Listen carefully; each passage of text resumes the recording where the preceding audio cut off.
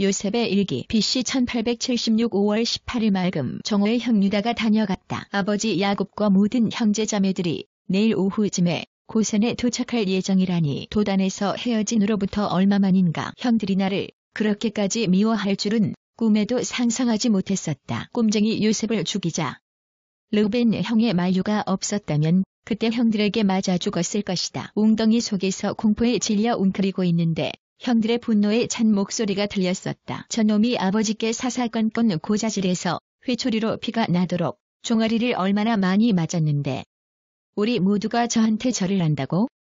녀석의 꿈이 어떻게 되는지 지켜보자고. 어머니 라헬이 돌아가실 때 내 손을 꼭 잡으시면서 하신 말씀을 어린 마음에도 잊을 수가 없었다. 요셉아, 내가 우리 가문을 이을 장자다.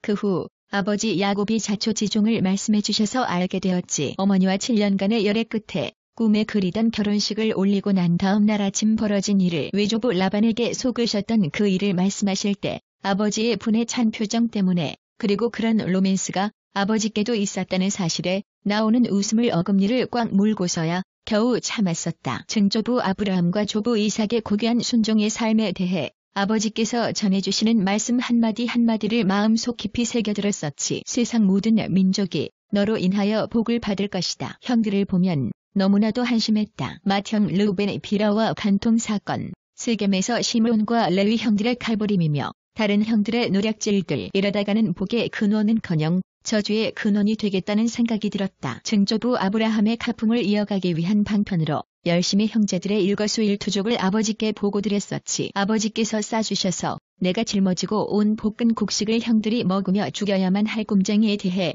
언성을 높이던 형들 중 유다 형이 나지막하게 말하는 소리가 들렸다. 형제들아, 우리가 아이를 죽이고 그 흔적을 감춘다고 해서 얻는 게 무엇이냐? 그 아이를 죽이지 말고 이스마엘 사람들에게 팔아넘기자. 따지고 보면 그 아이도 우리의 형제, 우리의 혈육이다. 이스마엘 상인들에게 끌려가며 눈물 콧물로 뒤범벅이 되어 뒤를 돌아보며 울부짖었었지. 형님들, 잘못했어요. 한 번만 용서해 주세요.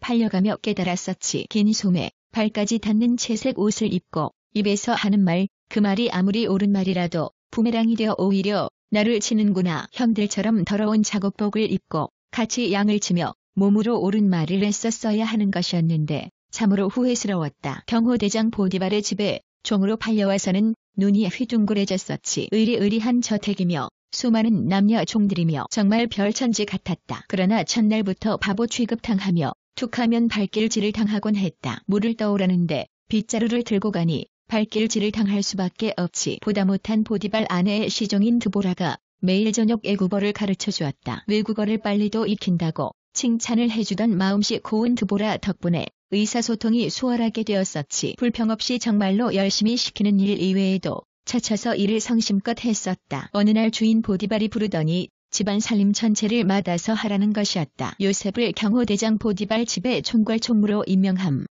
청지기로서의 첫 발을 뗀 지 얼마 되지 않아서 또 다른 시련이 기다리고 있었다. 사랑하던 드보라가 보이지 않는 것이었다. 나중에 안 일이지만 보디발의 아내가 드보라를 아주 먼 곳으로 팔아버렸다는 것이었다. 그 후 보디발의 아내가 자주 불러서 이것저것 지시를 하곤 했다. 보기에도 민망할 정도로 앞이 푹 파여서 가슴이 반쯤 드러나는 옷차림이며 시퍼렇게 칠한 눈 언저리에 쥐 잡아먹은 것 같이 붉게 칠한 입술, 보기에도 끔찍하다. 그런데 동침하자니 더구나 보디발 귀에 소문이라도 들어가는 날에는 목이 7개라도 부족할걸. 그 음흉한 여자에 휘말리느니 차라리 감옥 신세가 훨씬 마음 편했다. 바로의 꿈을 해몽하라고 바로 앞으로 불려갔을 때 참 이상한 생각이 들었었는데 모든 것이 익숙한 풍광이었다. 바로며 신하들이며 심지어 궁궐의 내부 구조까지도 낯설지 않았다. 술관원장과 떡관원장이 매일 아침 저녁으로 감옥에서 궁궐의 이야기를 들려주곤 했었는데 실세인 바로의 사촌에게 밉보여서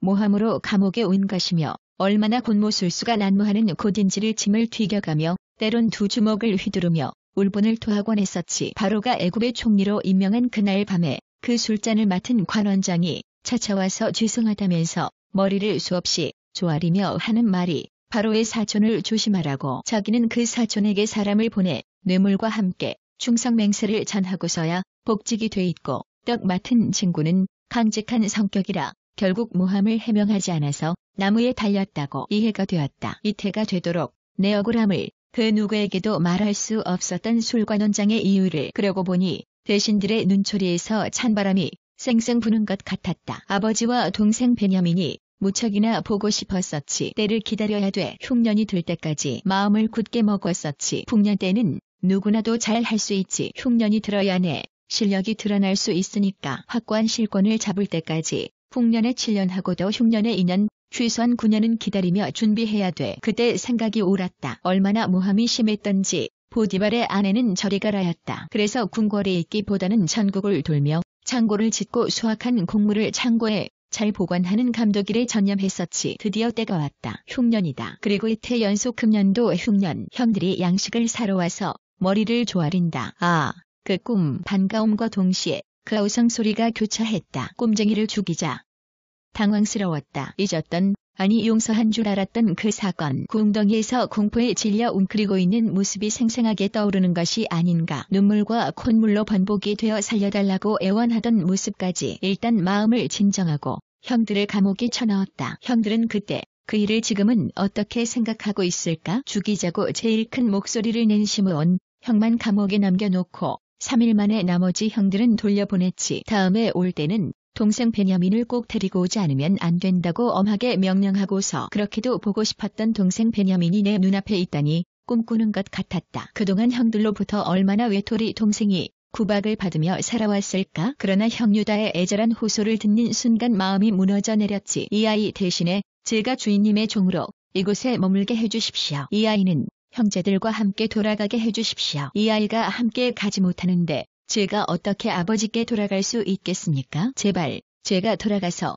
아버지가 슬픔에 잠겨 돌아가시는 모습을 보지 않게 해주십시오. 그동안 뼛속 깊이 박혀있던 모든 분노와 원통함의 덩어리가 봄눈 녹듯이 사라져버렸지. 증조부 아브라함께서 꿈꾸셨던 우리 가문의 정체성을 확인하는 순간이었지. 12 형제가 똘똘 뭉쳐서 한 마음이 되면 두려울 것이 무엇이랴. 형 유다가 자랑스럽다. 말도 지혜롭게 잘하고 어디서 저런 수사학을 배웠을까? 동생 베냐민에게 신신당부해야지. 항상 형 유다 옆에 붙어있으라고. 먼 동이 터온다. 밤을 꼬박 지새웠나 보다. 오늘 오후쯤 세겜에 아버지와 형제들이 도착하신다니 서둘러서 채비를 해야겠다. 1년 전에 고센의 라암셋 지역을 바로의 가축 목초지로 고시했더니 주민들이 부정탄다고 제발로 떠나버려서 지금은 완전히 공터가 되어버렸네. 바로가 가나안에서 쓰던 세간 도구들을 다 버리고 오라고 했는데 아버지는 숟가락 하나도 다 갖고 오실 거야. 이사갈 때마다 어머니 라헬이 쓰셨던 무거운 맷돌은 물론 밥그릇도 버리지 못하게 하셨는데 이참에 히브리 박물관을 마련해야겠다. 출처 수에게 문자 점토판에서 판독자 필